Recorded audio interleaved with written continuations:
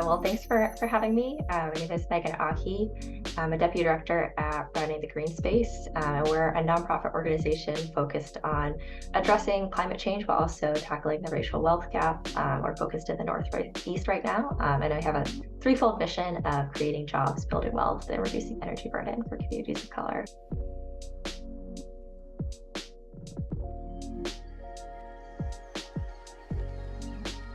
Well, I love this question, and a couple of things came to mind for me when I was thinking about what gives me energy. One of the main things in my kind of personal life is bringing something beautiful into the world with my hands. So creative on the side. So whether this is baking or decorating a delicious cake or watercolor painting or crafting something for someone who's special to me, that really brings me a lot of energy. And then more in my kind of work life,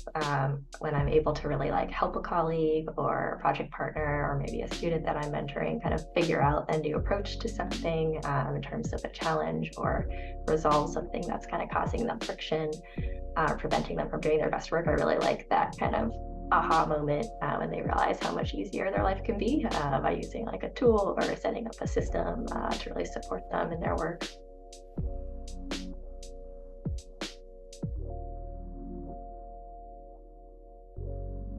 I love that framing of like someone not familiar with the field, because I think that's super important for the work that we're doing in particular.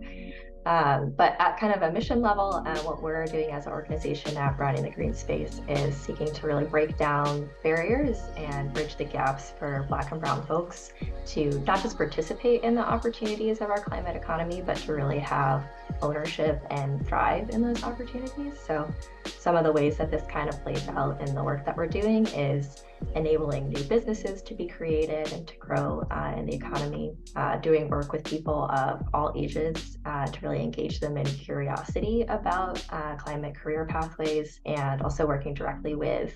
clean energy companies and organizations to help them think through how they can build more inclusive work cultures. That's just a couple of different ways that our work plays out. More at kind of individual level, as kind of my role as deputy director leading operations and marketing communications. Some of the ways that I describe the work that I do day to day is really helping our team find ways to set up systems that will help kind of free up our time to do more of that mission level work. So I'm always trying to think through how can I make the team's lives easier. And then on the kind of communication side, I'm always thinking through like how to really translate the day-to-day work that we're doing into compelling stories that we can share with our network to really inspire further investment and action in terms of our organization.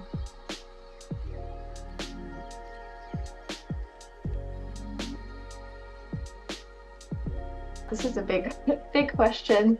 I think for me, as someone who identifies as biracial and queer, I sort of straddle a lot of different spaces identity-wise. I grew up in a really small rural town in New Hampshire, where I was one of very few people of color at my high school growing up, and then went to school at Northeastern in Boston.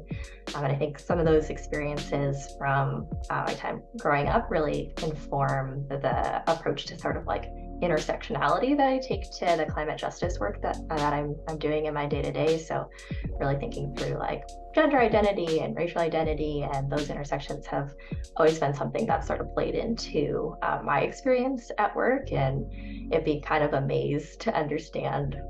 which layer of my identity people might be responding to in different interactions. And some of my early kind of career experiences working in municipal planning, where I was doing sort of climate and sustainability planning with work with cities and towns. A large majority of the interactions I was having on a day-to-day basis were with, older, white, and often, majority male audiences. And really the lack of diversity in those spaces was a big part of what motivated me to join an organization like Browning the Green Space, where I could really dedicate my time to bringing new kinds of leadership into local climate decision-making processes and into more spaces. I think, the way that we approach climate work and the ability we have to really effectively address climate justice as an issue is limited by who's actually showing up in those spaces. And I really wanted to be able to change who was showing up in those spaces and bring more of that diversity and intersectionality to that.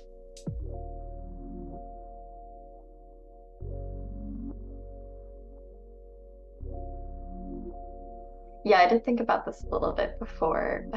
jumping on. So I think there's a lot of different things I could talk about here, but I guess one thing that's been on my mind for the past couple of years in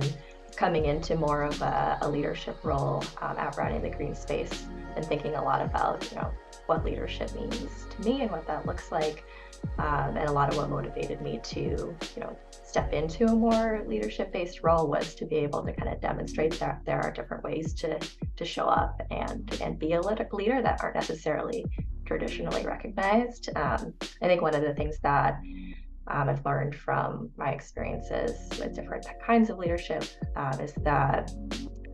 there's a lot of power behind using a no. And sort of really flexing that ability to sort of set boundaries for the team or for your organization that you're leading. And often I think that can be even more powerful than a yes. I think this probably applies in a lot of different sectors, but my experiences are primarily in the public and nonprofit sectors, where I think you're often, as a leader, torn in a lot of different directions. In particular for climate work, there's like this almost overwhelming sense of urgency about absolutely everything being really critical to take action on.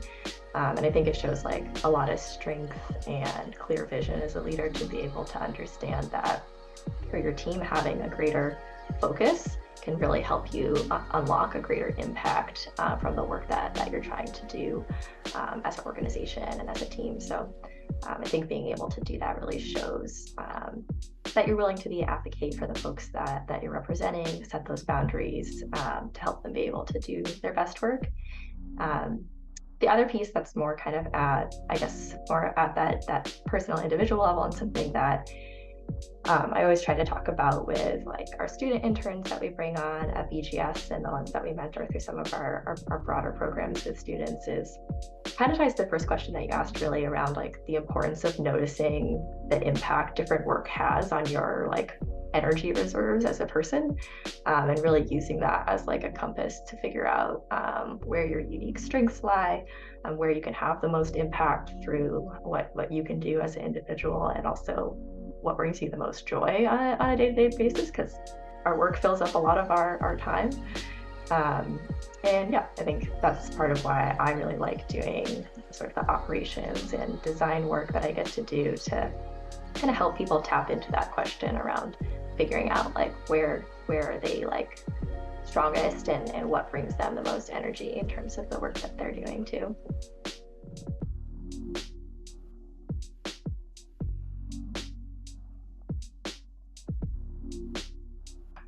Yeah, these are really good questions, and I feel like all of them have so many different ways you could take them, which makes them good questions. I think the piece that I want to talk about here is that, like from my experiences in my career to date, like what I sort of noticed, and is not news to anyone, is that we have a lot of spaces, a lot of rooms where people are using words like equity, environmental justice, and bringing up how important it is to really keep these things in mind as we're making decisions, especially a shift in the past 4 years, how much those words are coming up in conversations. But what I was seeing is that the conversations are happening, but without the representation from the people who are actually experiencing the real impacts of the concepts that are being prioritized as a part of dialogues we're having around climate action and climate justice. And so I think we really need that leadership from climate impact communities in this conversation around the energy transition, because if we keep trying to solve people's challenges for them instead of with them, we're going to continue to have programs and policies that don't serve who we're trying to serve. I think one thing that particularly top of mind for me in like the energy efficiency of solar space is that we hear a lot of times these terms about like hard to reach and underserved, and I think these terms are a product of the process that created the programs and policies. So if you don't have leadership and you're not centering the voices of the communities you're trying to serve through these programs, you're going to end up having to do kind of this like reverse engineering to create greater access to those programs after the fact, which will take a lot more time, a lot more effort than it would to have been to actually be intentional from the start of designing those programs and policies.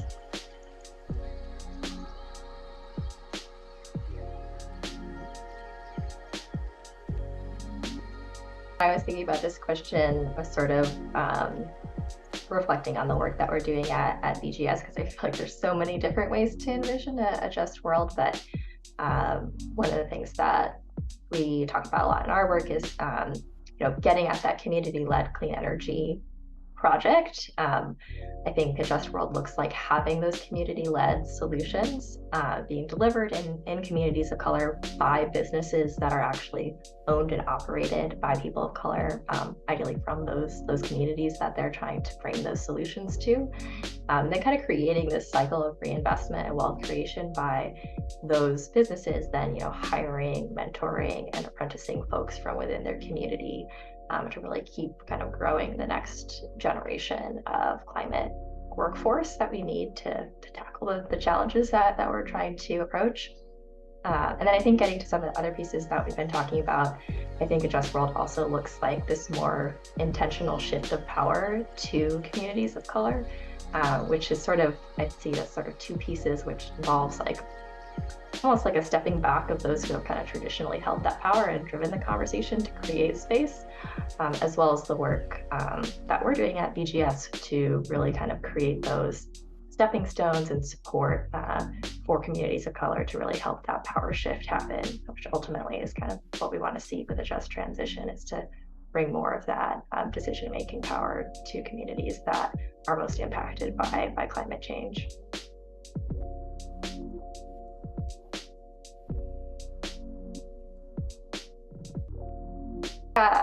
This one I was like there's so many different I'm like, do I take it literally or